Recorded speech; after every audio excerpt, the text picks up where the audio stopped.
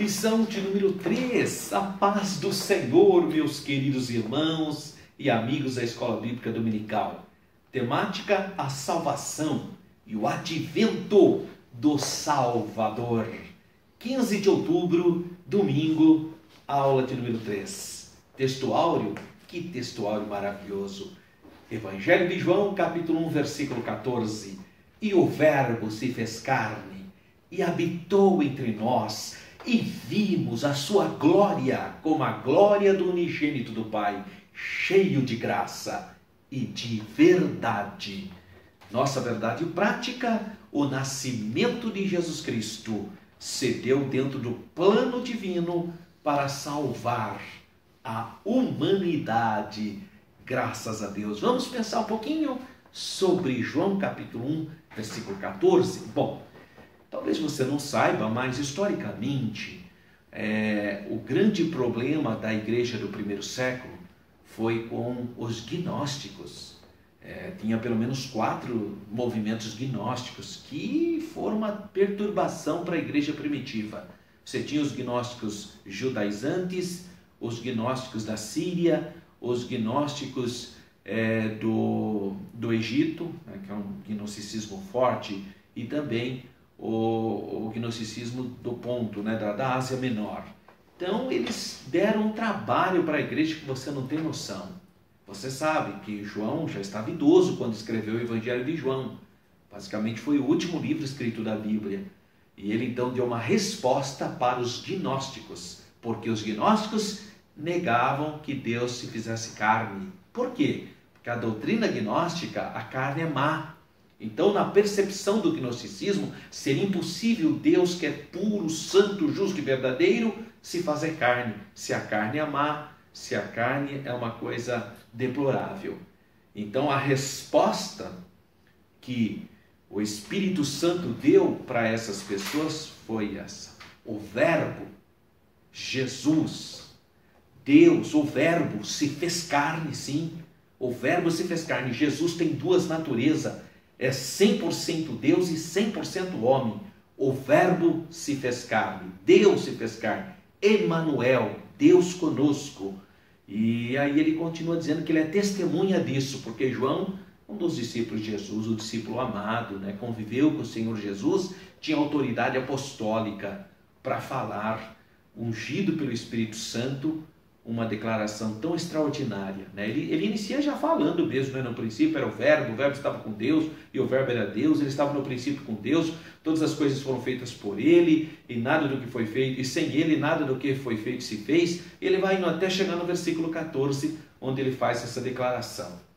Olha, eu estou aqui de novo com o livro do Josh McDowell. Eu gosto tanto do Josh McDowell, quando ele, no capítulo 8, ele fala assim, a grande questão. Eu quero ler para você, tá? Na página 141, o Josh McDowell, aqui no livro Evidência que Exige um Veredito, no capítulo 8, ele diz assim, se Deus se tornasse homem, como é que ele seria? Ou, Jesus possuía as características de Deus? Para começarmos a responder a esta pergunta, devemos primeiramente responder a uma outra pergunta, a saber, por que Deus se tornaria um homem? Aí o Josh McDowell diz assim, vou usar a ilustração da formiga. Imagine que você está vendo um lavrador arar a terra. E você repara que logo o lavrador vai arar e destruir um ninho de formigas. Como você gosta muito de formigas, você corre até o ninho para alertá-las. Primeiro você grita para elas sobre o perigo iminente, mas elas continuam trabalhando. Você então apela à linguagem de sinais e a todos os recursos que consegue imaginar, mas nada funciona. Por quê? Porque você não está se comunicando com elas. E qual é a melhor maneira para se comunicar com elas? Só se tornando uma formiga. Você se comunicará com elas de um modo que elas entendam. Se Deus quisesse se comunicar conosco, qual seria seria a melhor maneira de fazê-lo? Percebemos que, a fim de se comunicar conosco, ele conseguiria fazê-lo melhor ao se tornar um homem e dessa forma nos alcançar diretamente. Agora vamos começar a responder a pergunta básica: se Deus tornasse homem, a quem ou a que ele seria semelhante? Ele possuiria os atributos de Deus, entraria nesse mundo de forma incomum, realizaria ações sobrenaturais, não teria pecados, provocaria uma impressão duradoura e universal, e muitas outras coisas. Creio que Deus veio à Terra na pessoa de Jesus Cristo, e em Jesus vemos a manifestação dos atributos de Deus e das características que acompanham um Deus homem. Graças a Deus. O Josh McDowell é um grande professor, um homem muito erudito, que tem ensinado a palavra de Deus e participado de muitos debates entre os intelectuais, entre as universidades, etc. E ele escreveu esse livro, e eu recomendo a você. Hoje você já tem ele em um volume só. Quando eu comprei ainda eram 2 volumes, né? Mas hoje você já tem um volume só. O nome é esse: Evidência que exige um veredito, Josh McDowell, tá bom? Vale a pena ter um material teológico dessa envergadura. Bem, então o verbo se fez carne, esse é o nosso texto áureo, ou seja, Deus se fez carne. Uma coisa importante é a outra parte: habitou entre nós. O verbo habitar aqui montou o tabernáculo, montou a tenda. E quem monta tabernáculo, quem monta uma tenda, porque não é uma morada definitiva. Foi o caso do verbo que se fez carne. E aí o apóstolo declara: e vimos, são testemunhas oculares, e vimos a sua glória. Que coisa extraordinária, né? Eles viram a glória de Deus. É alusão também à glória do Antigo Testamento, porque ele fala como a glória do unigênito do Pai. Eu já falei várias vezes a palavra unigênito aqui, do grego monogenes, vem de monos, e genes, gen. Gen é onde estão as características hereditárias do indivíduo, cor dos olhos, cor do cabelo, tipo sanguíneo, etc. Jesus é o único que tem o gen do Pai, graças a Deus. Então ele é o verdadeiro Filho do Deus vivo. Ele é Deus de Deus, luz da luz, palavra da palavra, verdade da verdade, graças a Deus, cheio de graça. Esse é um termo que só se aplica ao Senhor Jesus. Os nossos amigos católicos usam esse termo para Maria. Eles declaram que Maria é cheia de graça, mas a Bíblia não diz isso.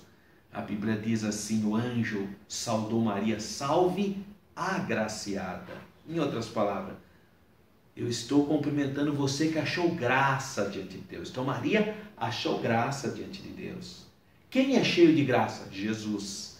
Jesus é cheio de graça e de verdade. Graças a Deus. Não é um textuário maravilhoso dessa lição de número 3? Um textuário muito maravilhoso. Qual o objetivo geral dessa aula?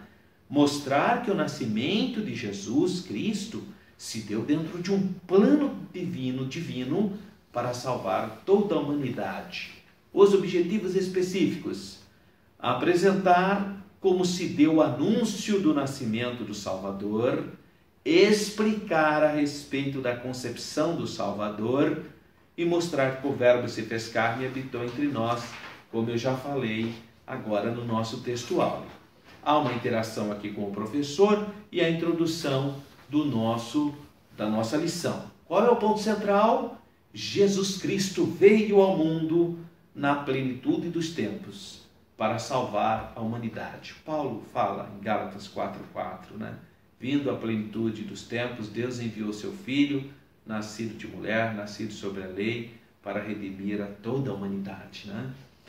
Bom, primeiro tópico então da nossa lição 3, o anúncio do nascimento do Salvador. Então, no Antigo Testamento, nós encontramos abundantes passagens proféticas sobre o Messias, que nós deveríamos esperar pelo Messias, né? Você então tem uma série de versículos, por exemplo, na queda dos primeiros pais, Gênesis 3,15, são profecias messiânicas. No êxodo do povo judeu, ao derramar o sangue, o cordeiro, nos 26 salmos messiânicos, a Bíblia tem 26 salmos que apontam para o Messias, na volta do exílio babilônico e nos profetas, especialmente no livro do profeta Isaías. Então nós temos muitas profecias chamadas profecias messiânicas no Antigo Testamento. Tópico 2, o anunciado pelos anjos. O anjo Gabriel apareceu à Virgem Maria e lhe deu instruções de como ela conceberia milagrosamente, porque Jesus, irmãos, nasceu por obra e graça do Espírito Santo e da Virgem Maria. Graças a Deus. Por isso que a concepção de Jesus é completamente diferente. Por isso que o sangue de Jesus tem poder e de Maria não tem, porque Maria nasceu da vontade dos seus pais, mas Jesus não. Jesus nasceu por obra e graça do Espírito Santo. Graças a Deus. E o anjo anunciou então. Quando os anjos anunciaram o nascimento do Salvador, os pastores estavam ali, eles ficaram cheios de alegria. Deixa eu aproveitar aqui e explicar uma coisa importante para você. Jesus não é anjo, hein? Tem gente aí, principalmente grupos adventistas, testemunhas de Jeová, esses grupos confundem o Senhor Jesus, a pessoa do Senhor Jesus. E muitos desses grupos chegam a pensar que Jesus é o arcanjo Miguel. Se Jesus fosse arcanjo, então Jesus seria um anjo. E Jesus não é anjo. Jesus é o Criador, graças a Deus. Tá? Então não pode confundir. E eles falam, como que em 1 Tessalonicenses, capítulo 4, versículo 15 e 16, diz que ao ouvir a voz do arcanjo, então como que Jesus vai submeter a uma voz de arcanjo? Irmãos, os anjos sempre tiveram presentes no ministério de Jesus. Olha aqui o nascimento de Jesus. Quem anunciou o nascimento de Jesus? Anjo Gabriel. Está vendo? Portanto, irmãos, os anjos sempre tiveram presentes no ministério do Senhor Jesus. E é isso mesmo que está falando aqui, o anunciado pelos anjos. Ele foi anunciado pelos anjos. Eu gosto muito de Hebreus quando ele fala assim, ao introduzir o Filho de Deus, que todos os anjos de Deus o adorem, inclusive Gabriel e Miguel, que são anjos, têm que adorar o Senhor Jesus, graças a Deus. E o item 3 do tema principal, aqui, desfrutado pela humanidade. A visita dos pastores e dos sábios simboliza toda a raça humana. Ali simbolizavam a raça humana, né, que vieram visitar o Senhor Jesus. E não foi em um belo palácio, né? Foi em uma manjedoura, em um local tão simples, né? Porque as coisas de Deus são assim mesmo, meus irmãos, é tudo simples, né? Graças a Deus. Foi ali então que Deus mostrou a sua singeleza, a sua simplicidade, graças a Deus, né? Muito bem, a síntese do tópico 1 declara: o anúncio do nascimento do Salvador se deu no Antigo, através das profecias, e no Novo Testamento, com a participação efetiva dos anjos de Deus. Há um subsídio importante aqui sobre o Evangelho de João, que você deve ler com bastante atenção. Vamos para o tópico 2, a concepção do Salvador. O plano primeiro, então, o plano concebido desde a fundação do mundo. Então, meus irmãos, tem gente, que simplicidade, né? Acha que Deus foi pego de surpresa quando Adão e Eva pecou. Não, irmão, a Bíblia diz claro aqui em Apocalipse capítulo 3, versículo 8, o cordeiro que foi morto antes da fundação do mundo. Então Deus nunca é pego de surpresa, irmão, né? Mas tem gente, eu lembro que uma vez eu fui evangelizar, um irmão me chamou para evangelizar uma testemunha de Jeová, e esse grupo religioso, eles não acreditam que Jeová é onisciente, né? Então essa senhora dizia para o irmão lá, olha, quando Jeová criou Adão e Eva, ele não sabia que o homem ia pecar. Olha, eu perguntei para ela, como? Quer dizer que Deus não sabia? Não sabia. Falei, como que Deus não sabia? Então ele é onisciente. Não, veja bem, Deus sabe tudo, menos isso. Então ele não é onisciente. Então, se tem alguma coisa que ele não sabe, então ele não é onisciente. Irmãos, Deus é onisciente, onipresente, onipotente. São os atributos incognoscíveis de Deus. Só Deus tem. O Pai é onipresente, onisciente, onipotente. O Filho é onipresente, onisciente, onipotente. O Espírito Santo é onisciente, onipotente e onipresente. É atributo da divindade. Ninguém tem esses atributos, só Deus. É por isso que nós invocamos apenas Deus, o nome do Senhor Jesus. Nós invocamos porque Ele tem esses atributos. Mas ninguém tem, nenhum santo, ninguém, nem anjo, nada. Só Deus. Então, Deus não foi pego de surpresa, irmão. Está dizendo que é um plano concebido desde a fundação do mundo. Então, é o plano de Deus. 2. O nascimento do Salvador. O nascimento do Salvador é um evento emblemático e simbólico acerca do propósito de Deus. João 3,16. Deixa eu falar de maneira parafraseada. Porque o Pai amou você que está me assistindo. Você, meu irmãozinho, minha irmãzinha, de uma maneira tão ímpar, tão sui generis, tão especial, ao ponto de dar o único da sua espécie, Jesus Cristo, para que todo aquele que nele crê não pereça, mas tenha vida eterna, graças a Deus. Olha a Trindade, o Pai, a pessoa do Pai, fez o plano. Quem executou o plano? O Verbo que se fez carne, o Filho que morreu na cruz do Calvário e derramou seu sangue precioso. Mas para aceitar essa verdade, só se a pessoa do Espírito Santo te convencer do pecado, da justiça e do juízo. As 3 pessoas da Santíssima Trindade atuando em nossa salvação, graças a Deus. E tem 3, um roteiro divino de vida, desde a fundação do mundo. Jesus foi o Salvador e partiu de seu nascimento dessa realidade. E a partir do seu nascimento, essa realidade foi confirmada. Então Jesus nasceu por obra e graça do Espírito Santo e da Virgem Maria para desenvolver o seu ministério terreno e, como homem, ministrou a palavra, deixou para nós os ensinamentos e expiou os nossos pecados na cruz. Resumo então, a concepção do Salvador foi um plano concebido desde a fundação do mundo. Nós temos aqui um subsídio teológico importante sobre o nascimento virginal.